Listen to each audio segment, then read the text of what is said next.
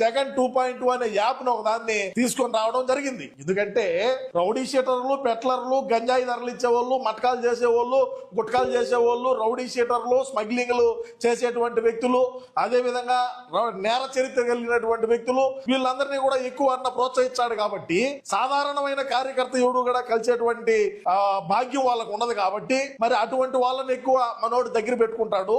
సామాన్యమైన వాళ్ళు ఎవడైనా సరే వాడు ఆలోచన విధానం కావచ్చు, లేకంటే ఇంకోటైనా మరి దీంట్లో పోస్ట్ చేయొచ్చు అని చెప్పి అన్న చెప్తా ఉన్నాడు. ఒరే చేమరాజా, నోరుంది కదా, అధికారంలో ఉన్నాం కదా, ఏది మాట్లాడినా చెల్లిపోద్ది అనుకుంటే రేపు పొద్దున్న నీ గొంతులో నుంచి మాట రావడానికి కూడా నీ గొంతు వణుకుద్ది.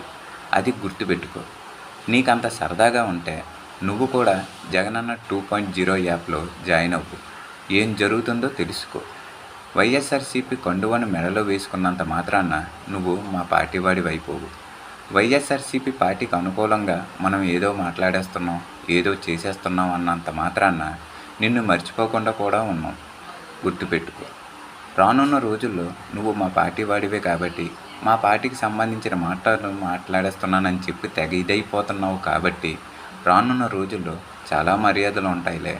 ఆ మర్యాదలు ఇచ్చి పుచ్చుకోవడానికి నువ్వు రెడీగా ఉంటే చాలా అంటే చాలా మంచిది. సరేనా? ఉంటా మరి.